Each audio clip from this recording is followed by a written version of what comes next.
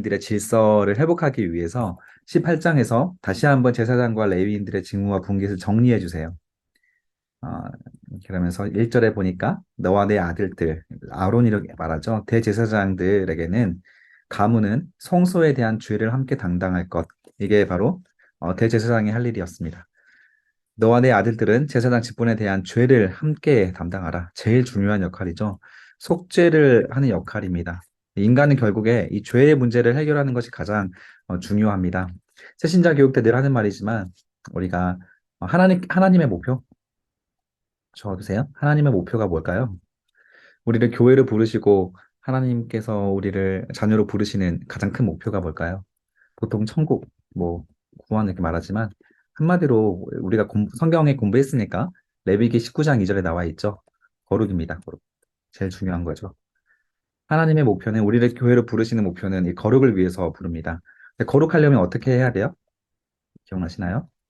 속죄해야 됩니다. 죄가 없어져야 돼요. 이게 가장 중요한 개념이었다는 거를 기억하시고, 그래서 죄를 담당하는 것, 이 죄의 문제를 해결하는 것이 가장 중요한 역할이었기 때문에 하나님께서 아론의 후손들에게 특별히 정하셔서 너희들은 이 죄를 담당하는 역할로서 너희가 열심히 사명을 잘 감당하고 특별한 부담감을 가지고 거룩을 위한 부담감을 가지고 일을 해야 할 것이다라고 하는 사명을 주신 겁니다. 너는 내 형제 레위 지파 곧 내 지파를 데려다가 너와 함께 있게 해서 내 아들들의 증거의 장막 앞에 있을 때 그들이 너를 돕게 해라. 다른 레위 지파 사람들은 아론의 후손들을 돕는 역할입니다. 보조자 역할이고 가장 중요한 것은 아론의 후손들이었다. 자, 레위인의 내 직무와 장막의 모든 직무를 지키려니와 성소의 기구와 제단은 가까이 하지 못하리니 두렵건대 그들이 너희가 죽을까 하노라. 자, 하나님께서 알려주신 그 경계선을 넘는다면 아론의 자손들이 거룩한 그 속죄를 담당하는 그 외에 다른 사람들이 관계자의 출입 금지입니다. 그 일을 대신 감당한다면 다른 레위인들을 죽게 될 것이다. 그렇게 하나님께서 단호하게 말씀하십니다. 그래서 레위인의 역할을 아론도 레위인이죠. 그러나 이 레위인의 아론 자손을 제외한 다른 레위인들은 아론과 합력하여 장막의 모든 일과 회막의 직무를 다할 것이요 다른 사람들은 너희에게 가까이 하지 못할 것이다. 이와 같이 너희는 성소의 직무와 제단의 직무를 다하라. 그리하면 중요한 거죠. 이런 조건절을 성경에서 자주 등장합니다. 그리하면 같은 여호와의 진노가 다시는 이스라엘 자손에게 미치지 아니할 것이다. 자, 보라, 내가 이스라엘 자손 중에 너희의 형제의 레위인을 택하여서 하나님의 택하신 족속입니다. 내게 돌리고 너희에게 선물로 주어 회막의 일을 하게 하였나니. 자, 강조 표시해 주세요. 하나님의 일을 하는 것은 선물입니다. 아, 우리 오늘날의 교회에서 목회자만 뿐만 아니라 모든 사람들이 다 제사장의 역할을 한다고 했죠. 우리가 교회에서 어떤 직분을 맡거나 그 봉사를 맡는 것, 그것은 하나님께서 택하셨기 때문이다라는 것을 좀 강조하는 부분도 있습니다. 그래서 교회에서 직분 맡으신 분들은 하나님께서 주신 말씀이죠. 이거 특별히 기록을 해두세요. 우리 회장님 여기 계시고, 여기 총무님도 계시고, 여기 우리 리더님도 계시고 하는데, 다 하나님의 선물입니다. 하나님의 택하셔서 주신 선물이다. 성경에서 기록한 우리 직분자들에 대한, 봉사자들에 대한 하나님의 표현이에요. 제사장 직분을 지켜 섬겨라. 내가 제사장 직분을 너희에게 강조 표시 선물로 주었은즉 거기 가까이 하는 외에는 죽임을 당할 것이다. 그래서 하나님의 선물로 은혜로 주어졌다는 사실을 깨닫고 겸손하게, 이게 중요하죠. 우리 봉사하다 보면 내가 왜 이런 일을 해야 되나, 내가 여기 이런 일까지 해야 되나, 뭐 이런 생각들 많이 드시잖아요. 그런데 하나님의 선물로 주어졌다고 생각하면 어떤 일이든 감사하고 충성할 수 있겠죠. 제사장의 목에 대한 부분들 한번 읽어보시고, 레위인들의 목. 이 제사장은 대제사장입니다. 그리고 여기는 밑에는 그냥 일반 레위인들의 몫입니다. 24절에 좀 중요한 내용이 있는데 이스라엘 자손이 여호와께 거제로 드리는 11조, 레위 율법의 11조의 언급이 나와요. 11조를 레위인에게 기업으로 주었으므로 하는 부분들이 있죠. 그냥 12지파에게는 땅이 있고 직업이 있었습니다. 근데 레위 지파에는 땅이 분배되지 않았어요. 그래서 이 나머지 11개 지파에서 11조를 냅니다. 그러면 한 사람의 자기의 10분의 1씩을 내면 12번째 지파였던 레위 지파는 그 11조를 받으면서 100%가 되겠죠. 10%씩 10%, 10%씩 좀 떼서 드리면 110%를 레위인이 갖게 되겠죠. 그러면 레위인들은 그 110%에서 그 다음에 나오죠. 그 11조에 11조를 거제로 요하게 드립니다. 그러면 110%에 해당하는 그 11조를 또 거기에서 10%를 떼서 하나님께 드리게 됩니다. 그런 구조였고요. 그래서 레위인의 직무에만 충실할 수 있도록 다른 일을 하지 않도록 성경에서는 교회에서 직분을 맡은 사람들, 특별히 교역자들에게는 사실 율법으로 따지면 다른 일을 하는 것은 허락되지 않았습니다. 교회 일에만 충성할 수 있도록 했고요. 오늘날에는 딴 얘기지만 뭐 담임 목사님이 계시고, 그러니까 뭐 전임이 있고 중전임이 있고 뭐 교육에 있는 교역자들이 있습니다. 그래서 그 이들의 역할들이 시간별로 달라요. 우리는 지금 오늘날 한국 교회는 그래서 풀타임으로 사역하는 분도 있고 저는 하프타임에 해당합니다. 그리고 우리 파트로 해서 주일만 오시는 교육자도 있어요. 이제 보통 학생들이죠. 그 아직 공부하고 있는 교육생. 그래서 이 시간에 따라서 우리 교회에서 주는 사례가 다릅니다. 이 사례들은 전부 다 우리 성도님들의 11조의 대부분에 이제 해당되는 금액으로 이 율법의 정신을 따라서 그렇게 받고 있고, 전임에 해당하시는 분들은 다른 일들을 할 겨를이 없어요. 교회 일만 해야 됩니다. 근데 준전임 같은 경우에는 저 같은 경우에도 공부를 위해서 좀 시간을 확보한 거고요. 그때는 다른 일을 할 수 있는 시간적 여유가 있죠. 생계가 좀 어렵다면 다른 일도 할 수는 있겠지만, 아무튼 성경에서 율법에서 기록을 하고 있는 어떤 생활에 대한 생활비에 대한 부분들은 레위인들에게는 공식적으로는 다른 일이 허락되지 않았습니다. 그런데 또 그때 우리가 기억나시는 분도 있겠지만 레위인들에게 준 밭이 있어요. 레위인들의 밭이 있다면 밭을 일구는데 일을 노동을 해야겠죠.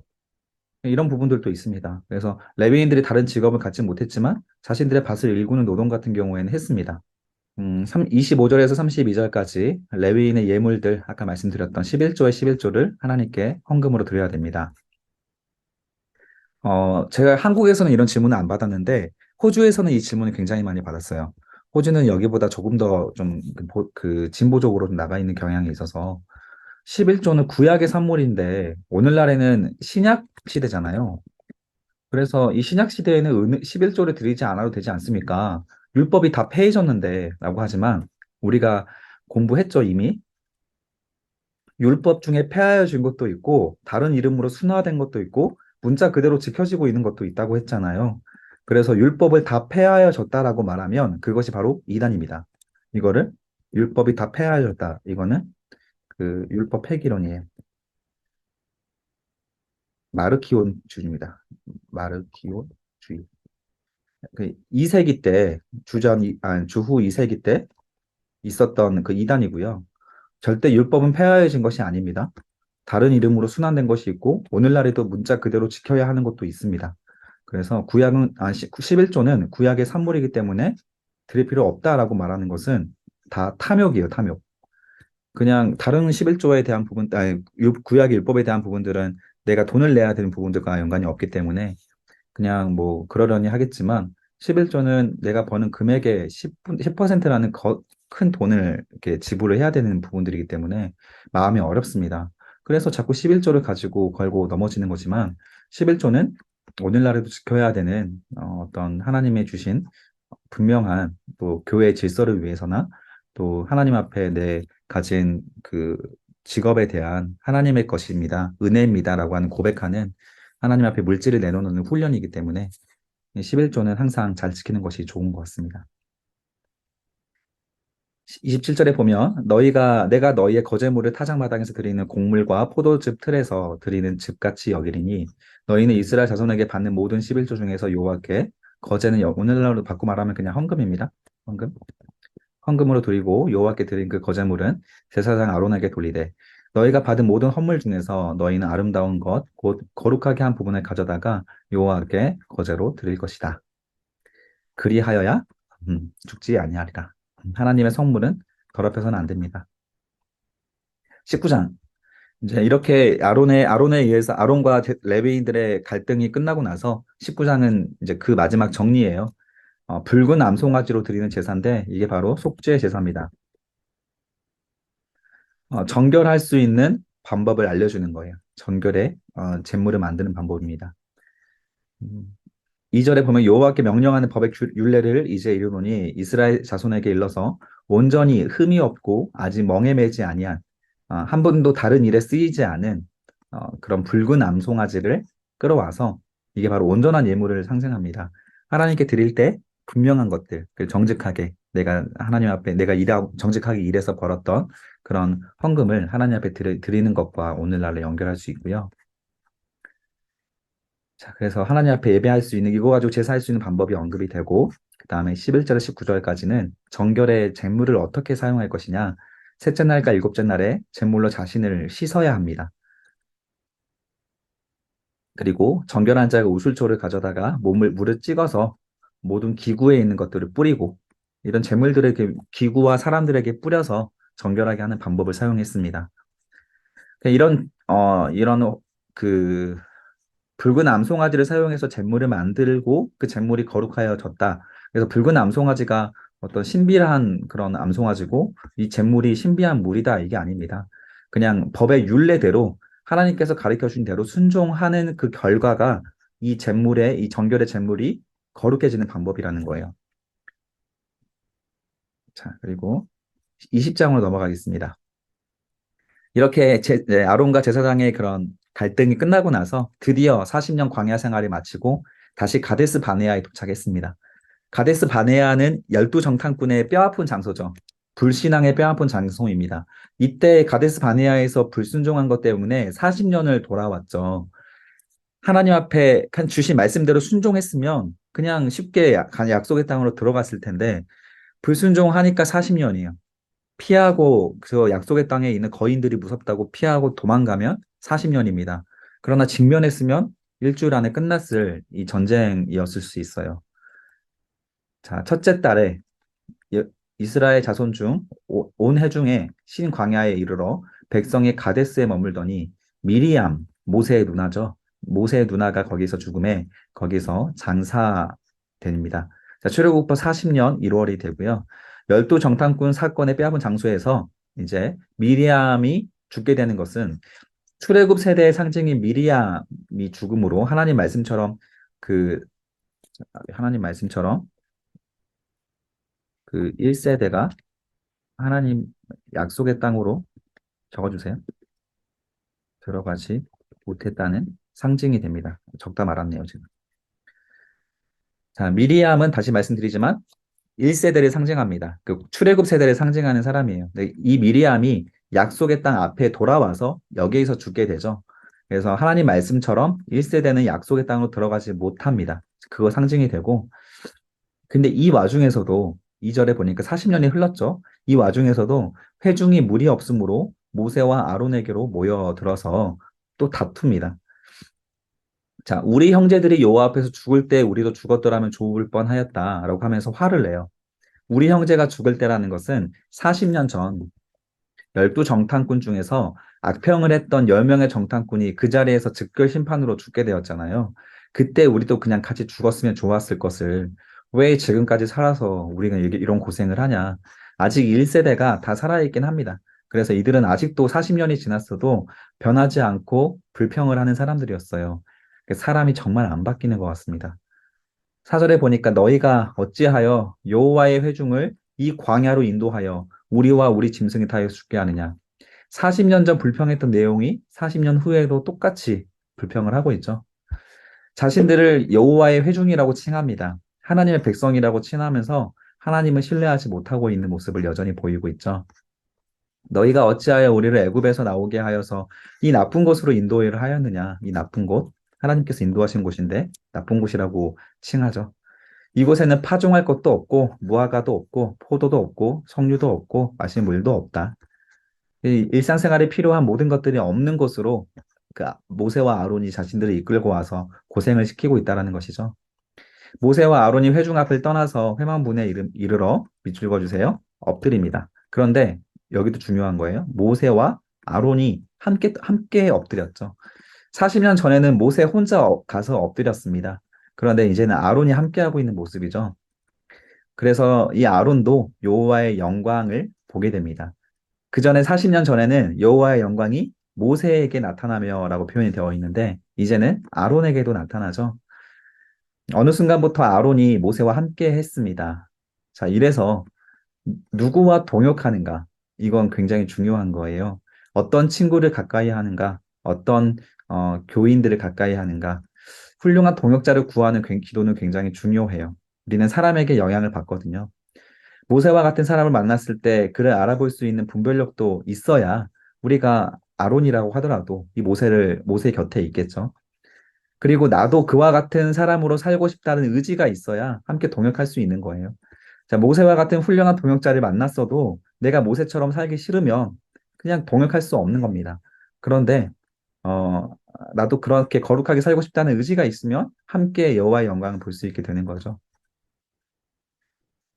하나님께서 모세에게 말씀하십니다. 너희는 반석에게 어떻게 하라? 명령하여 물을 내게 하라. 목마른 곳의 사막인데 반석에게 명령을 해서 물을 내게 만듭니다. 예전에는 이런 일이 비슷한 무리바에서 이런 일이 있었죠.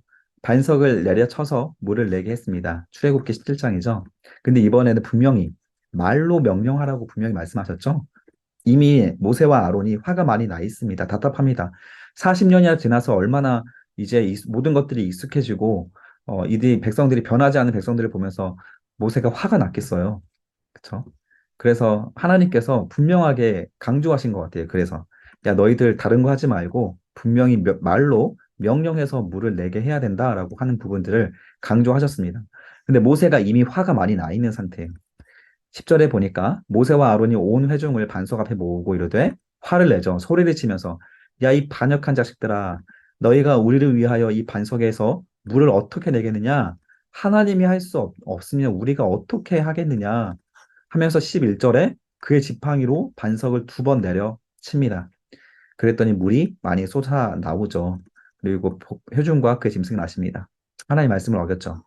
하나님 분명히 명령하라. 이거는 다 바꿔 말하면 야 화내지 마. 이건 화내지 마. 혈기 부리지 마. 아무리 답답해도 너 그 감정으로 혈기로 하는 거 아니야. 라고 하는 부분들을 말씀하셨지만 모세가 그 말을 어기고 지팡이로 2번 내리칩니다. 그 결과 12절이 하나님께서 모세와 아론에게 진노하시죠. 너희가 나를 믿지 않고라고 해요. 자, 믿음이 무엇인지 한 가지 더 나왔습니다. 믿음이란 하나님 말씀대로 순종하는 순종하는 것이고 또 하나 내 감정대로 하지 않는 것도 믿음입니다. 내 감정대로 표현을 하고 저도 오늘 차 타고 오면서 좀 누가 확 끼어들어서 화가 나서 클락션을 크게 길게 울렸습니다. 이것도 하나님 믿지 않고 혈기를 부린 거죠. 이런 부분들도 저도 회개를 해야 되는 부분이죠. 이스라엘 자손, 만약에 제 차가 망원제일교회라고 이름이 적혀 있었으면 더 참을 수 있었을 것 같긴 한데, 아무튼 제 차는 아무것도 안 적혀 있고, 아무도 모르니까 그냥 막 꼬라지를 부렸습니다. 근데 이스라엘 자손의 목전에서 내 거룩함을 나타내지 아니한 거로, 이것도 하나님 앞에 죄라는 겁니다. 자, 적용해 보세요. 다른 이스라엘 사람들의 앞에서 내 거룩함을 나타내지 않는 것, 우리는 어떤 일을 있을까요? 저는 단언컨대 이거 술로 봅니다. 술, 담배. 이런 거. 어, 세상 사람들 앞에서 우리가 좀 더 술 취하지 않은 모습을 보이는 것, 그리고 담배 피우면서 남들에게 피해를 주지 않은 것, 또 뭐 아까도 말했지만 고성방가하지 않은 것, 세상에 뭐 그 덕을 끼칠 수 있는 부분들을 하지 않는 것도 거룩함을 나타내지 않는 거라고 저는 보고 있습니다. 그래서 이왕이면 한국에서는 술 마시는 문화가 요즘 MZ 세대라고 좀 달라지지 않았던 것 같아요. 기독교인들에 대한 기본적인 기대감이 있는데 술 취하지 않은 맑은 정신을 좀 기대하는 것도 있는 것 같습니다. 그래서 하나님의 거룩함을 나타낼 수 있는 우리들의 노력이 무엇이 있는지 묵상을 해볼 수 있는 것도 굉장히 중요하죠. 너희는 이 회중을 내가 그들에게 준 땅으로 인도하여 드리지 못하리라. 자, 결국 광야 1세대는 그 약속의 땅에 못 들어가잖아요. 근데 모세와 아론도 1세대입니다. 그렇지만 12정탐꾼 중에서 모세와 아론은 분명히 하나님 편에 들었고 그 또 누구죠? 여호수아와 갈렙 이 두 사람은 정탐꾼으로 갔지만 그 믿음의 선포를 했잖아요. 그래서 여호수아와 갈렙은 약속의 땅에 허락받았습니다. 근데 그 자리에 분명히 모세도 있고 아론도 있었기 때문에 그 약속의 땅에 들어갈 수 있는 자격도 함께 있었겠지만 이들은 여기에서 거룩함을 나타내지 않아서 결국 광야 1세대와 함께 여기 이 두 명도 들어가지 못합니다. 결국 여호수아와 갈렙만 실제로 들어갈 수 있게 돼요. 하나님 말씀처럼 된 거죠. 그래서 모세가 하나님께서 이 한 번, 거룩함을 나타내지 않은 이 한 번의 사건으로 그 약속의 땅을 들어가지 못하는 것은 너무 가혹한 거 아닌가? 80세에 하나님께서 모세를 불러서 지금 120세가 되는데 이 한 번으로 약속의 땅을 못 들어간다고? 얼만큼 하나님과 관계를 친밀하게 하고 순종을 많이 했는데 너무 과한 처사가 아닌가라고 하지만 여기에 대해서 모세가 하나님 앞에 몇 번 아릅니다. 한 번만 봐주시면 안 되냐고. 나도 약속의 땅 들어가고 싶다고. 그러나 하나님께서 더 이상 말하지 마. 그만 말해. 라고 하면서 단호하게 말하거든요. 근데 하나님의 뜻이 있었을지도 모르겠다는 생각이 들어요. 왜냐하면 구스 여인은 취했을 때도 약속의 땅에 금지되지 않았는데 한 번 혈기 부른 일로 금지된 것 자체가 말이 안 되고 근데 문제가 뭐냐면 광야 46 동안 모세가 리더를 맡으면서 하나님의 기적을 대행하는 사람이었습니다. 하나님과 대면하여 보는 존재로서 이미 이스라엘에게 절대적인 존재가 되어 있었어요. 그 절대적인 존재가 하나님의 명령을 변형시켜서 분노를 표출했죠. 만약 이대로 모세가 가나안 땅에 들어갔다라고 한다면 모세는 이스라엘에게 하나님보다 더 두려운 존재가 되거나 훗날 분명히 후손들에게 우상 숭배의 대상이 되어버릴 위험이 충분할 것입니다. 나중에 뒤에 가서 지금 공부하겠지만 오늘 공부하겠지만 노뱀 사건이 있거든요. 이 노뱀은 뱀에 물린 그 반역해서 뱀에 물린 사람들에게 하나님께서 그 노뱀을 보면 낫게 하는데 이 노뱀이 모세가 만든 노뱀이 나중에 우상이 됩니다. 노뱀을 숭배하거든요. 모세와 관련된 것도 이렇게 이스라엘 훗날 백성들이 우상 숭배하는데 모세가 살아서 그 약속의 땅에 들어갔다면 모세를 아마 하나님보다 더 높은 존재로 후대가 우상 숭배했을 가능성이 굉장히 높아요. 그래서 하나님께서 들어가지 못하도록 여기서 멈추게 하신 뜻이 아닐까 추정을 해볼 수 있습니다. 이스라엘 자손이 여호와와 다투었으므로 이를 무리바무리라고 합니다. 여호와께서 그들 중에서 거룩함을 나타내셨습니다. 모세가 나타내지 못하니까 하나님께서 거룩함을 나타내시죠. 자, 그리고 20장 14절에는 이제 모세가 가데스에서 떠나서 에돔 왕에게 사신을 보냅니다. 우리가 당신 그 약속의 땅으로 들어가야 되는데 에돔 땅을 좀 지나가면 안 되겠습니까? 라고 하는 거예요. 왜냐하면 하나님께서 에돔은 치지 말라고 했거든요. 에돔이 누군지 혹시 기억나시는 분 계시나요? 에돔, 에돔 누군지 아세요? 에서죠, 에서. 그래서 그 에서는 누구의 형이죠? 아, 빨리 말해. 입모양 보고 있으니. 누구의 형이에요? 그쵸. 말했죠. 어, 에돔은 야곱의 형입니다. 그래서 야곱의 형이 에서예요. 에서가 에돔입니다. 따라서 야곱이 누구예요? 야곱이 이스라엘입니다. 그리고 야곱의 그 이스라엘 12아들이 그 12지파죠. 지금 우리가 알고 있는. 그래서 이스라엘의 형이 지금 에돔입니다. 같은 가족이라서 하나님께서 치지 말라고 그래요. 건드지 말라고 합니다. 그래서 그냥 에돔 땅을 옆으로 지나가겠다 하는 사신을 보내서 정중하게 말을 하는데 이 에돔 땅에 있는 사람 그 에돔 왕이 허락하지 않아요. 네가 오면 내가 너를 대적할 것이다. 죽일 것이다라고 합니다.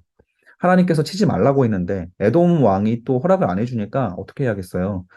자, 바람광야에서 헤매다가 가데스 바네아가 여기 보이시죠, 사진에? 가데스 바네아까지 왔는데 여기서 가나안 땅은 바로 이렇게 들어가면 되잖아요. 이렇게 바로 앞이잖아요.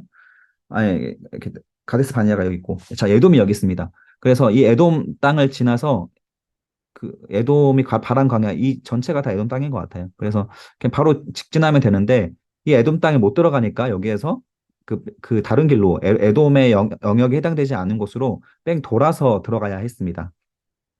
이렇게 모압으로 지나서 이쪽에 좀 헤매게 돼요. 아무튼 이 에돔을 지나갔으면 바로 들어갈 수 있는 지역이었는데 어, 그래서 결국 더 고생을 하게 되고, 그 와중에, 그렇게 딜을 하고 있는 와중에, 대제사장 아론이 죽게 됩니다. 자, 호르산에서 아론에게도 하나님께서 말씀하셔서 약속의 땅으로 약속으로 준 땅에 들어가지 못할 것이다. 무리바 물에서 내 말을 거역한 까닭이다. 라고 하면서 아론이 죽게 되고 그의 아들 엘르아살에게 그 옷을 주고요. 대제사장직의 아론에서 엘르아살로 넘어가게 되죠. 그래서 광야 1세대 상징이었던 모세의 형 아론과 모세의 누나 미리암 중 아론과 미리암이 다 죽게 됩니다. 자, 그래서 이 에돔 땅도 허락도 안 되고, 그리고 아론도 죽고, 아니, 40년 동안 고생하고 여기까지 왔는데, 또 이런 뭔가 답답한 일들만 일어나는가? 이스라엘 백성들의 마음이 좀 혼미했던 것 같아요. 그 와중에 어떤 일이 발생하냐면, 네겝에 거주하는 가나안 사람, 곧 아라세 왕이 이스라엘이 아다람 길로 온다는 함을 듣고, 이스라엘이 쳐서 그중 몇 사람을 사로잡습니다. 어, 에돔을 피해서 다른 길로 가다가, 그 길에 아랏 왕이 기습을 합니다. 그래서 이스라엘이 쳐서 포로로 잡혀가요. 왜 이렇게 답답한 일들만 계속 일어날까? 백성들이 화가 나겠죠. 그때 백성들이 불평하거나 하나님 같은 거 없어. 아니면 또 우리가 리더를 죽이고 그냥 돌아가자. 이런 말 하는 게 아니고 40년 광야 훈련에 조금의 성과가 2절에 나타납니다. 2절에 보니까 이스라엘이 여호와께 소원하죠. 밑줄 읽어주세요. 소원이 뭐냐면 약속하는 거예요. 하나님, 만일 이렇게 해주시면 내가 이렇게 하겠습니다. 라고 하는 약속입니다. 그래서 조건이 있는 기도가 소원인데, 그래서 오늘날의 소원은 그렇게 좋은 기도로 분류하진 않습니다. 그런데 좀 곰곰이 생각해 보면 소원이라고 하는 소원을 사용하는 경우에는 대부분 우리가 위기에 처해 있을 때거든요. 근데 그만큼 내 연약함과 하나님의 전능하심을 신뢰하기 때문에 그런 소원 기도를 하는 것은 아닐까. 그 심중을 돌이켜보면 소원 기도가 그렇게 나쁜 것만은 아닌 것 같아요. 하나님께서 허락해 주신다는 것을 믿고 하나님을 할 수 있다라는 것을 믿기 때문에 소원을 하는 거거든요. 그래서 백성을 내 손에 넘기신다면 내가 그들의 성읍을 다 멸할 것입니다. 전쟁을 무서워하지 않겠습니다라는 뜻이에요. 그래서 목마르고 배고픈 문제, 그런 1차원적인 문제 외에 전쟁의 문제에서 더 이상 1세대 그 이스라엘 백성들이 하나님을 원망하지 않습니다. 예전에는 블레셋이 쳐들어와도 뭐 누가 아말렉이 쳐들어와도 다 불평했었는데 이제는 싸우는 문제로 더 이상 불평하는 내용은 등장하지 않아요. 조금 성장을 했죠. 여호와께서 이스라엘의 목소리를 들으시고 이런 믿음의 기도는 하나님께서 들으십니다. 그래서 우리가 믿음의 기도를 하나님 기뻐하신다는 것도 알 수 있고요. 가나안 사람들을 그들의 손에 넘기심에 그들과 그들의 성읍을 다 멸할 수 있도록 하나님께서 도와주십니다. 그곳의 이름을 호르마라고 했습니다. 그래서 우리가 기도할 때 하나님께서 기뻐하시는 기도가 있고 들으시는 기도가 있습니다. 반면에 하나님께서 싫어하는 기도가 있어요. 원망하고 절망하고 하나님을 신뢰하지 못하는 기도는 기도가 아니라 믿음 없음을 증명하는 불신앙이 되기 때문에 이런 기도는 하나님께서 별로 좋아하지 않습니다. 자, 21장 4절에서 노벤 사건이 등장을 합니다. 호르산에서 대승을 거두고 나서 홍해길을 따라서 에돔 땅을 우회하려고 하잖아요. 그러다가 그 길로 말미암은 백성들의 마음이 상합니다. 하나님께 삐진 거죠. 전쟁에서 크게 승리했다 할지라도 에돔 땅을 통과하지 못하게 하는 일로 하나님께서 더 편한 길로 보내주시지 않는 것에 대한 큰 실망감을 이스라엘 백성들이 갖게 되고 그 결과 5절에 백성이 하나님과 모세를 향하여서 원망하게 됩니다. 이런 말 하죠. 어찌해서 왜 우리를 애굽에서 인도해내서 이제는 지겨울 만큼 반복하는 그런 불평입니다. 이 광야에서 죽게 하는가? 이곳에는 먹을 것도 없고 물도 없다. 1차원적인 거에서는 계속 불평해요. 우리의 마음이 이 하찮은 음식을 싫어하노라. 하찮은 음식이 뭔지 아시죠? 만나입니다. 출애굽기 16장에서는 너무 맛있어서 꿀 섞은 과자 맛 같다라고 했는데 민수기 11장을 가니까 기름 섞은 과자 맛이라고 변질됐죠, 이름이. 그런데 여기에서 21장에 가니까 하찮은 음식이 됐습니다. 하나님께서 주시는 것들이 처음에는 좋았는데 갈수록 귀찮아지고 힘들어지고 재미없어지고 하고 싶지 않은 것들이 되는 것들. 우리 마음속에 신앙으로 적용해 볼 수 있는 부분들입니다. 하나님은 이런 것을 굉장히 싫어하시죠. 은혜는 은혜로 계속 우리가 기억하고 받아들일 때, 겸손하게 받아들일 때 하나님이 기뻐하십니다. 하나님께서 심판하시죠. 불뱀을 백성 중에 보내어 백성을 물게 하심으로 그때 이스라엘 백성 중에 죽은 자가 많습니다. 그냥 혼낸 게 아니고 실제로 많이 생명을 거둬가셨어요. 백성이 모세에게 이르러 말하되 우리가 여호와 당신을 향하여 원망함으로 범죄하였습니다. 자, 원망함은 범죄입니다. 성경에 기록된 말씀이고요. 여호와께 기도하여 이 뱀들을 우리에게 떠나게 하소서. 모세가 백성을 위해서 중보하죠. 이 기도는 중보입니다.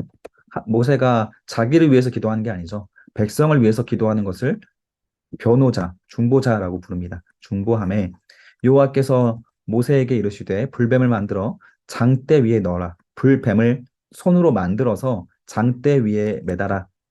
이게 바로 노뱀이죠. 물린 자마다 그것을 어떻게 하면 보면 살리라. 모세가 노뱀을 만들어 장대 위에 다니 뱀에 물린 자가 노뱀을 쳐다본즉 모두 살더라. 자, 이게 바로 오늘날의 예수 그리스도의 십자가 상징합니다. 직접적으로. 예수 그리스도의 십자가를 바라보는 자마다 우리가 살게 되죠. 누구든지 나를 믿는 자는 죽어도 살겠고 살아서 나를 믿는 자는 영원히 죽지 아니하리라 하신 예수님 말씀이죠. 예수님을 바라보는 것, 그게 바로 노뱀과 연결이 됩니다. 예수 그리스도 십자가 적어두시고요. 자, 또 생각해 보시면 250만 명의 진영의 모두가 노뱀을 보게 하는 일은 불가능해요. 그 장대에다가 노뱀을 매달았는데 250만 명이 볼 정도로 그 노뱀이 커야 되는데 불가능하잖아요. 아마도 이 노뱀을 성막에 달았을 겁니다. 작게 만들어서. 그리고 그 성막을 향해서 그 성막의 방향으로 고개를 드는 사람이 나왔을 거예요. 보이지 않아도 괜찮아요. 자기 텐트에 누워가지고 지금 독에 중독돼서 아파하고 있을 때 이 성막을 향해서 그 노뱀이 달려있는 성막을 향해서 고개만 돌려도 나았을 겁니다. 이게 바로 회개의 증거라는 거예요. 하나님을 향해서 고개를 드는 작은 순종으로 회복되었습니다. 자, 그리고 이 노뱀이 오늘날에 지금 WTO인가? WTO 깃발이죠, 노뱀이. 여기에서 유래된 그 깃발입니다. 그리고 21장 10절에서 20절까지 보면 호르산에서 모압 땅까지 이제 광야 여정이 갑니다. 오보세 갔고 이에아바림이 갔고 그다음에 세렛 골짜기로 갔다가 그다음에 아르논 강 건너편에 이르러서 아르논은 모압과 아모리 사이에 모압의 경계가 된 곳이다. 자, 아까 사진에서 에돔이 자기 땅을 지나가기 허락하지 않았기 때문에 옆으로 돌아갑니다. 돌아가서 오봇으로 지나서 모압을 지나서 이제 노보산 그리고 여리고를 향해서 가는 일정으로 가게 됩니다. 그렇죠. 여기 여리고로 가기 전에 뒤로 신명기에 나오겠지만 이 느보산에서 모세가 죽습니다. 그리고 여호수아가 모세의 후계자가 돼서 이 여리고성에서 전쟁을 하고 여리고성부터 시작을 해서 이제 가나안 땅 정복을 시작을 하는 겁니다. 바로 여기 바란광야에서 가데스 바네아에서 이쪽으로 들어갔으면 편했겠지만 에돔이 허락하지 않아서 못 들어가고 돌아간 겁니다. 이렇게. 자, 21장 33절에는 이제 바사나 옥과 또 전쟁을 하게 되는데 바사나 옥도 백성을 다 거느리고 나와서 또 에드레이에서 전쟁을 한번 크게 하게 됩니다. 그때 하나님께서 함께 하셔서 백성을 다 쳐서 한 사람 남기지 않고 그 땅을 점령하였습니다. 자, 모세가 비록 약속의 땅을 밟아보지 못했지만 요단 동편을 차지하면서 작은 위로를 얻었습니다. 이렇게 요단 지금 보세요. 다시 사진을 보여드리면 여기가 요단강입니다. 요단강을 기준으로 이스라엘 백성들이 왼쪽 서쪽이 이스라엘 땅이 되고 오른쪽이 이제 그 다른 나라 땅인데 이 요단강 너머를 하나님께서는 그 약속의 땅으로 주셨거든요. 그런데 요단강을 넘기 전에 이쪽 지역을 요단 동편 지역을 하나님께서 이스라엘 백성들에게 먼저 주세요. 그리고 여기에 르우벤과 므낫세와 갓지파가 이 자리에서 살게 되거든요. 그래서 어쨌든 이스라엘이 그 살게 되는 그 약속의 땅 일부, 그러니까 하나님께서 주신 땅은 아니지만 이렇게 바사나 옥이 와서 전쟁을 시비를 걸면서 싸움을 걸었고 그 땅을 정복을 하면서 약속의 땅은 들어가지 못했지만 그 일부분을 모세가 밟아보는 그 작은 위로를 얻게 됩니다. 자, 22장 넘어가서 발락과 발람의 이야기가 나오는데 참 이 이야기가 굉장히 중요한 이야기로 성경에서는 다루고 있어요. 왜 중요한지는 잘 모르겠지만 여러 번 등장합니다. 가나안 땅에 들어갈 준비를 마친 이스라엘 백성들이 요단강 반대편에서 강을 따라서 진을 치고 있는 상황에서 그 일어난 사건들을 기록한 게 22장이거든요. 근데 22장에서 24장까지 발람이라고 하는 그 무당의 저주에 대한 내용이 나와요. 발람은 무당입니다. 그런데 이스라엘이 북진하면서 지금 무슨 일이 있냐면 아까 모압과 마주쳤잖아요. 사진에서. 이 모압의 왕이 발락이었습니다. 이 모압이 이스라엘 백성들이 그 바산을 오기며 다른 민족들을 치고 연전연승하면서 올라오니까 그냥 싸우기가 무서운 거예요. 그래서 메소포타미아에서 가장 유명한 점쟁이였던 발람을 고용을 합니다. 자, 이름은 좀 헷갈려요. 발락이 왕이고 모압 왕이고 발람은 그 무당입니다. 그래서 이 발람을 고용해서 이스라엘에 저주해 줄 것을 부탁을 해요. 근데 이 발람이 했던 저주의 내용이 훗날 신명기에 또 기록이 되고 여호수아에도 등장하고 느헤미야에서 등장하고 미가를 등장하고 심지어 신약 성경에서 베드로 후서와 유다서, 요한계시록까지 반복되면서 계속 이 발람의 저주의 내용들이 언급이 됩니다. 그래서 성경에서 굉장히 중요한 이 발람의 저주가 상징적으로 신학적으로 중요한 내용인 거예요. 한번 자세히 보겠습니다. 중요하기 때문에. 22장 1절에 보면 이스라엘 자손이 또 길을 떠나서 모압 평지에 진을 쳤는데 요단 건너편 곧 여리고 맞은편이었습니다. 아까 지도에서 여리고성 보여드렸죠. 가나안 땅 입구예요. 이제 초입부입니다. 여기에서 십볼의 아들 발락이 그 모압 왕이죠. 발락이 이스라엘이 아모리에 행한 모든 일. 아까 21장에서 동편에 치른 전쟁을 보았습니다. 연전연승하면서 도저히 저들을 이길 수가 없는 거예요. 그들이 이길 수 없는 가장 강한 힘의 근원을 모압이 뭐라고 생각했냐면 이스라엘 백성이 많다라고 생각을 했어요. 60만 장병이었으니까. 그런데 사실 이스라엘 백성들이 많아서 이긴 게 아니죠. 우리는 알고 있습니다. 하나님의 도우심이었죠. 세상의 관점은 숫자가 많고 힘이 세면 이긴다고 생각을 합니다. 숫자로 생각해요, 모든 것을. 이 똑같은 관점으로 가지고 있었던 것이 지난 열두 정탐꾼 사건 때 가데스 바니아에서 일어났던 사건이었죠. 이스라엘이 그 거인들을 무서워해서 불순종했잖아요. 이스라엘은 숫자가 많아서 승리하는 것이 아니라 하나님께서 함께하여서 승리한다. 이것을 이스라엘 백성들이 40년 동안 배워왔는데 아직 세상은 그걸 모르기 때문에 여전히 그런 숫자가 많음으로 이스라엘 백성들이 강하다고 생각을 하는 겁니다. 사절에 보니까 미디안 장로들에게 이르되 이제 우리가 소가 밭에 풀을 뜯어먹은 같이 우리 사방에 있는 것을 다 이스라엘 백성들이 와서 뜯어먹을 것이다. 그래서 우리가 십볼의 아들 발락이 모압 왕이었는데 발람을 고용을 해서 발람을 불러서 6절 이 백성을 저주하게 해라. 이스라엘 백성들을 저주하게 해라. 내가 혹 그들을 쳐서 이겨서 이 땅에서 몰아내리라. 그대가 받는 복을 비는 자는 복을 받고 저주하는 자는 저주를 받을 줄 내가 알미라. 이렇게 발람은 메소포타미아에서 가장 유명한 무당이었기 때문에 그 발람에게 저주를 부탁을 하는 거예요. 그런데 이 발람의 영향력이 어느 정도냐면 그대가 복을 빌면 복을 받고 저주하는 자는 저주를 받는다. 자, 이 말도 어디서 우리가 많이 들었던 말이죠. 창세기 12장에서 아브라함에게 주셨던 복 기억나시나요? 내가 너를 축복하는 자에게 내가 복을 내리고 너를 저주하는 자에게 내가 저주를 내리리니 하던 그 말씀 그대로를 거의 비슷한 구절을 발람에게 사용되었던 칭호였다는 겁니다. 그러니까 그만큼 영향력 있는 사람이었고 실제로 영적 전쟁의 현장에서 발람이 큰 그런 어떤 상징적으로 또 영적으로 강한 능력을 보였던 사람이었던 것 같습니다. 자, 7절에 보니까 모압 장로들과 미디안 장로들에게 손에 복채, 돈을 들고 가지고 발람에게 이르러 발락의 말을 그에게 전하니 발람이 그들에게 이르되 무당이 그에게 이르되 이 밤에 여기서 유숙해라. 자, 밑줄 그어주세요. 여호와께서 내게 이르시는 대로 너에게 대답하리라. 마치 선지자와 같죠? 선지자가 하나님 말씀을 전하는 사람이죠. 근데 발람이 선지자가 결코 아닙니다. 발람은 귀신의 음성을 듣는 무당이고요. 그리고 훗날 그래서 미디안 전쟁 때 율법대로 이스라엘 백성들에 의해서 처형당하게 됩니다.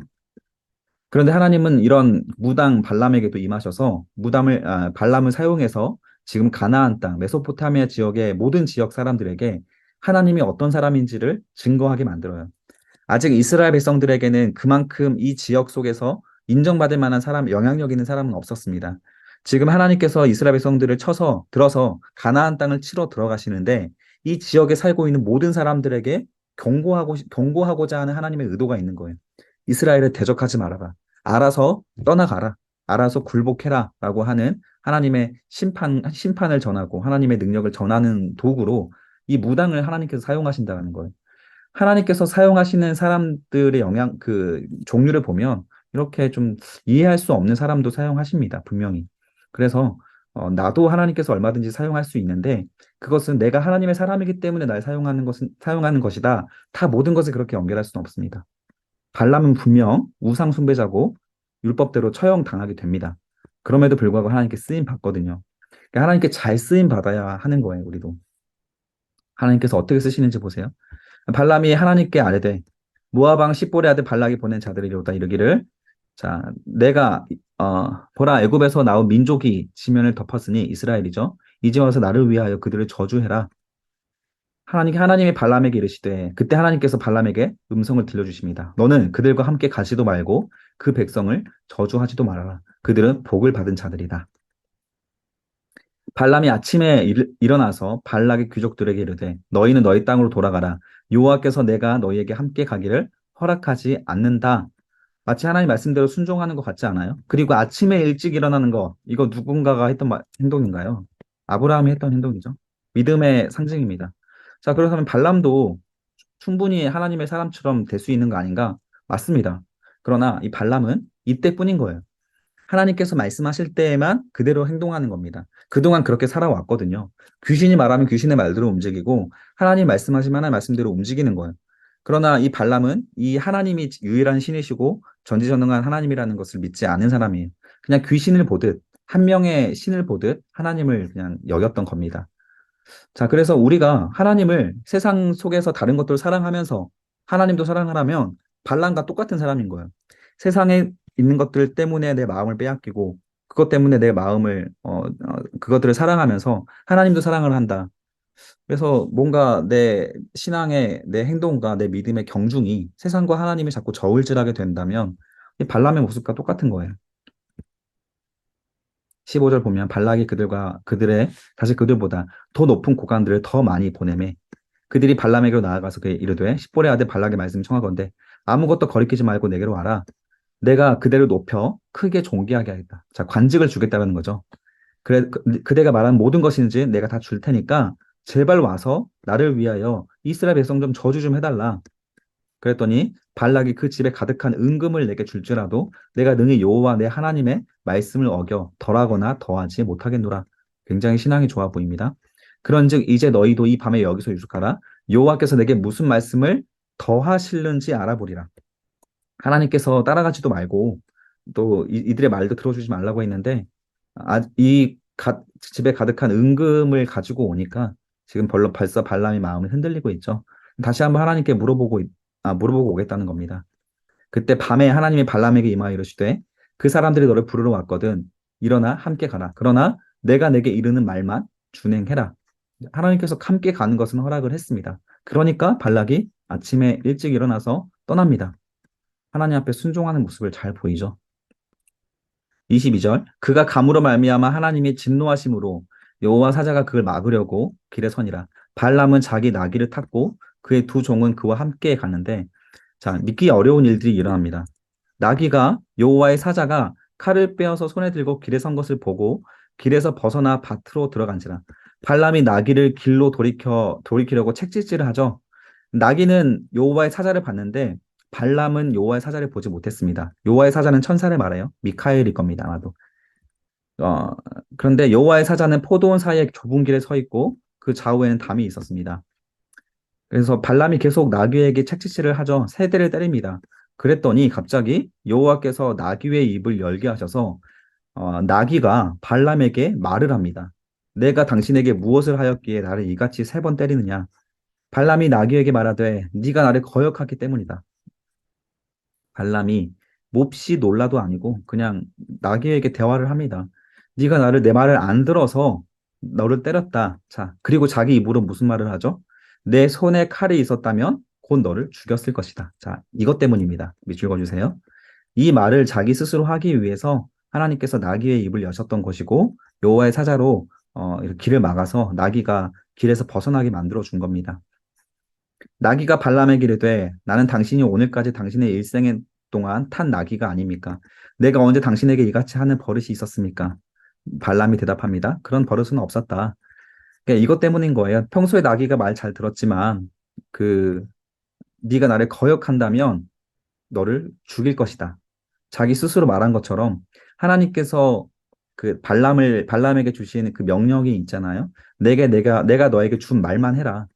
이것을 어기고 다른 말을 한다면 내가 너를 죽일 것이다. 이것을 스스로 입으로 고백하게 만들었다라고 보는 것이 맞습니다. 31절 그때 여호와께서 발람의 눈을 밝혀주십니까?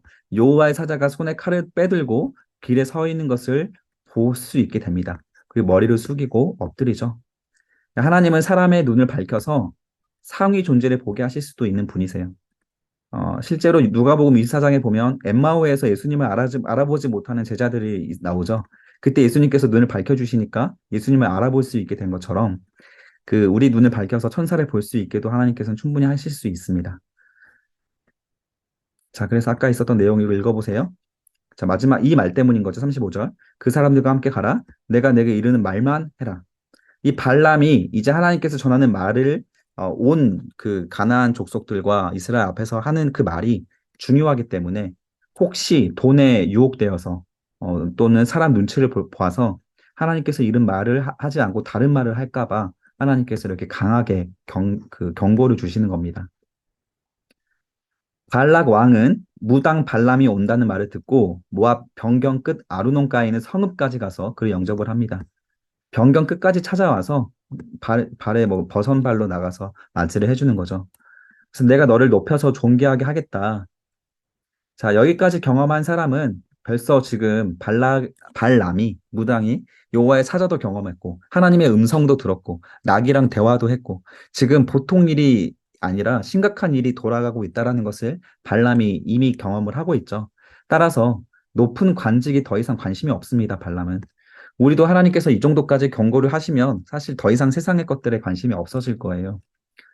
그때 발람이 발락에게 이르되 내가 오기는 하였으나 무엇을 말할 능력이 있겠습니까? 하나님이 내 입에 주시는 말씀 그것을 말할 뿐입니다. 하나님께서 경고하셨으니까. 자, 구체적으로 그러면 하나님께서 발람을 통해서 어떤 말을 하게 하실까? 23장의 첫 번째 예언이 나옵니다. 발람이 발락에게 이르되 나를 위하여 여기 제단 7을 쌓고 거기 숫송아지 7마리와 순양 7마리. 성경에서 7자는 전부 다 완전수예요. 완전한 제단, 완전한 숫송아지, 완전한 순양을 가지고 와라 라는 뜻입니다. 자, 발락이 발람의 말대로 준비한 후에 그곳에서 제사를 드리죠. 발람이 발락에게 이르되 당신의 번제물 곁에 쏘소서 나는 저기 가겠습니다. 여호와께서 혹시 오셔서 나를 만지시리니 그가 내게 지시하는 것은 다 당신에게 알려주겠습니다. 하나님이 발람에게 임하시는지라 발람이 아뢰되 내가 이렇게 하나님 주신 말씀대로 말하겠습니다. 그때 예언을 전합니다. 8절 첫 번째 예언입니다. 하나님이 저주하시지 않은 자를 내가 어찌 저주하며 하나님께서 꾸짖지 않은 자를 내가 어찌 꾸짖으시리라. 자, 하나님은 이스라엘을 저주하지 않으신다. 하나님께서 발람에게 주신 첫 번째 예언입니다. 하나님은 이스라엘을 저주하지 않는다. 정말 중요한 거예요. 하나님은 이스라엘을 심판하신다. 그러나 저주는 곧 멸망입니다. 멸망, 저주하지는 않는다.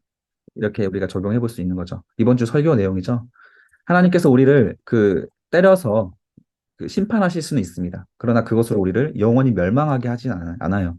하나님께 맞아서 힘이 든 사람이라 할지라도 이걸 신뢰하시면 됩니다. 하나님은 결코 이스라엘을 저주하시는 분은 아니십니다. 내가 바위 위에서 그들을 보며 작은 산에서 그들을 바라보니 이 백성은 홀로 살 것이다. 그를 여러 민족 중에 하나로 여기지 않겠다. 자, 두 번째 예언입니다. 하나님은 이스라엘을 혼자 살 민족으로 부르셨다는 거예요. 여러 민족 중에 하나로 여기지 않는다. 하나님의 백성으로서 다른 민족과 구별하셨다라는 거예요. 세상 문화에 동화되지 않는 어떤 구별된 백성으로 만드셨다는 겁니다. 그래서 우리가 세상 문화에 뒤처지는 것이 오히려 옳습니다. 세상 문화랑 구별되어서 세상과 다른 존재가 살아가는 것이 하나님께서 이스라엘 백성들을 세우시는 정체성이고 하나님이 그렇게 의도하고 계신다라는 거예요. 정말 하나님을 사랑하는 사람들은 그래서 세상과 달라집니다. 세상의 어떤 목적과 그들의 기준과 그들의 야망을 따라가지 않습니다. 우리는 십자가의 길을 가고 희생하고 양보하는 길을 가는 거예요. 자, 세 번째 예언입니다. 이스라엘의 티끌을 누가 능히 세며 이스라엘의 4분의 1 누가 능히 셀고 나는 의인의 죽음을 죽기 원하며 중요한 말입니다. 나의 종말이 그와 같기를 원하노라. 강조 표시해 주세요. 자, 세 번째 예언입니다. 이스라엘은 하나님의 복을 받아서 셀 수 없을 만큼 이렇게 번성케 되었다라고 하는 것. 그리고 정말 중요한 게 네 번째입니다. 이스라엘의 죽음마저 이방인의 동경의 대상이 된다라는 거예요. 나의 죽음이, 나의 종말이 그와 같기를 원하노라. 우리의 죽음을 세상이 보고 존경한다라는 겁니다. 제가 예전에 한 장로님의 그 장례식장에 갔었습니다. 그 장로님은 평소에 그 교역자들에게 또 사회 약자들에게 많은 이렇게 도움의 손길을 뻗쳐주셨던 분이세요. 항상 밝고 쾌활하신 분이셨습니다. 근데 그 장로님께서 그 장례식장에 딱 갔더니 장로님께서 그 영상을 미리 하나 찍어 놓으셨더라고요. 그 영상에 짠 하고 등장하시더니 안녕하세요, 성도님들. 저 여기까지 찾아와 주셔서 정말 번거롭게 해드려서 죄송하고 감사한 마음입니다. 이러면서 막 말을 하는데 어떤 말씀 하시냐면 절대 슬퍼하지 말고 저를 위해서 눈물 흘리지 마세요. 저는 하나님 나라에서 지금 행복하게 지내고 있으니까 어, 여러분도 예수 믿어서 꼭 하나님 나라에서 다시 만납시다. 그리고 예수님 가르침대로 순종하며 잘 살다가 나중에 하나님 나라에서 만납시다. 이런 내용의 유언의 그 영상을 찍어 놓으셨더라고요. 그거 보시는 분들 다 울었습니다. 그래서 참 존경스러웠어요. 죽어서까지 이렇게 자신의 죽음으로 사람들에게 하나님의 가르침을 줄 수 있었던 그런 귀한 사람이었고, 정말 동경이 되더라고요. 이런 거죠. 이스라엘 백성들의 죽음이 하나님을 알지 못하는 사람들에게 정말 동경의 대상이 된다라는 거예요. 발락이 발람에게 이르되 그대가 어찌 내게 이같이 하느냐 나의 원수를 저주하라고 그를 데려왔거늘 그대가 오히려 이스라엘을 축복하고 있다. 자, 발람이 대답하여 이르되 여호와께서 내 입에 주신 말씀을 내가 어찌 말하지 않을 수 있겠습니까? 경고했으니까 하나님께서. 자, 두 번째 예언입니다. 발락이 말하되 나와 함께 그들을 달리 볼 것으로 가자. 자, 발람이 자기가 원했던 내용이 나오지 않으니까 장소를 옮겨보겠다는 거예요. 왜냐하면 여기가 터가 안 좋나 보다라고 생각을 하는 거예요. 우리 기독교인들 이런 말들 많이 썼거든요. 터가 안 좋은 것, 영적인 자리가 아닌 것. 영적인 자리로 쌓아놓은 곳. 뭐 기도원에 가면 기도가 잘 된다는 게 영적으로 쌓아놓은 자리다. 이거 사실 약간 성경적이지 않은 말씀입니다. 좀 위험한 발언이거든요. 세상 사람들은 그렇게 생각해요. 터가 안 좋다. 그래서 풍수지리를 많이 보고 그것도 영적인 어떤 타락의 한 일부분인 것 같습니다. 하나님에 대해서 무지하면 영적인 자리를 탓하게 되는 거예요. 우리는 심지어 뭐 저기 절에 가서도 기도할 수 있고요. 무슬림이 모스크에 가서도 우리는 충분히 거기서 하나님께 기도할 수 있습니다. 세상이 악한 영들이 우리를 두려워하지, 영적인 자리, 타락한 지역에 갔다고 그곳에서 우리가 기도가 안 되고, 사탄에 우리가 쓰일 것 같고, 귀신 쓰일 것 같고, 그것은 다 착각입니다. 우리가 예수를 믿고 있다면 우리가 가지 못할 곳은 없어요. 어느 곳에서든지 예배할 수 있고, 우리가 간 곳이 곧 교회가 됩니다. 자, 소빔의 들로 인도하여 비스가 꼭대기에 이르러 일곱 제단을 쌓고 똑같이 하죠. 그리고 나서 거기서도 예언을 합니다.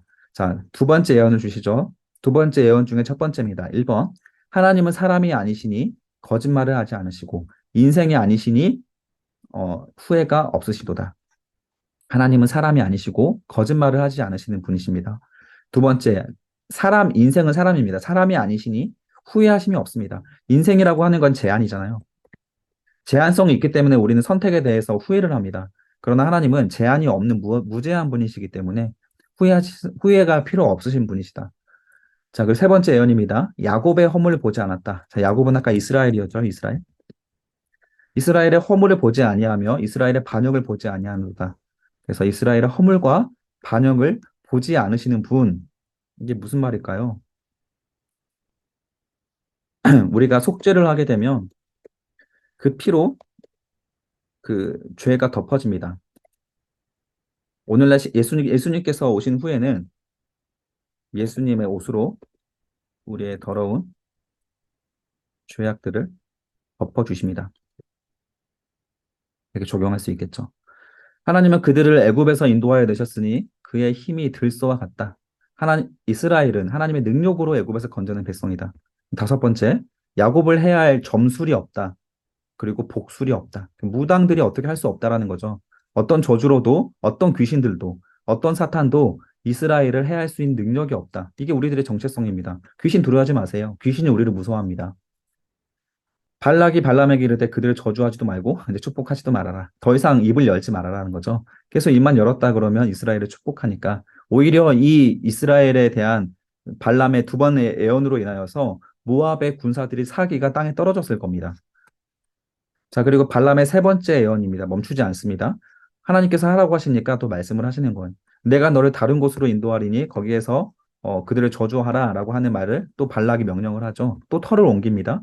그때 하나님께서 또 말씀을 하셨습니다. 자, 발람의 예언인데 24장에 넘어가서 네 번째 예언 여기 나옵니다. 발락이 발람에게 도하여 손뼉을 치며 말하되 어, 내 원수를 저주하라고 너를 불렀는데 왜 저주하지 않으냐?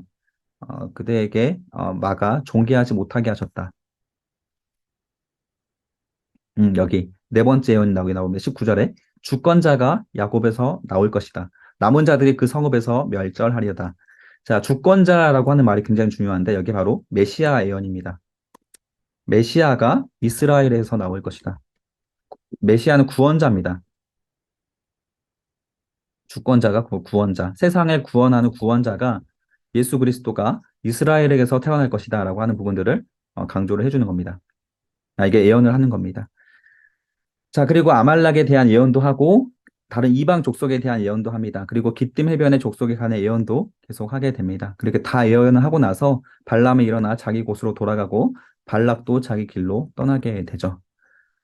자, 발락은 이스라엘을 저주하기 원하여서 무당 발람을 고용하였고 발람도 고용된 의무를 다하려고 했지만 하나님의 개입으로 오히려 하나님의 위대하심과 이스라엘을 보호하시는 하나님을 세상에 드러낼 뿐이었습니다. 그리고 이스라엘을 복되게 하는 것은 하나님이시고 이스라엘을 복되게 하시겠다는 하나님의 결정이 있다면 그것을 막을 수 있는 것은 어디에도 없다는 것을 교훈하는 장면입니다. 자, 이렇게 중요한 장면들이 앞으로 뒤에 가서 여러 번 언급이 되게 되는 거예요. 네, 오늘 여기까지 해야겠네요. 고생하셨습니다.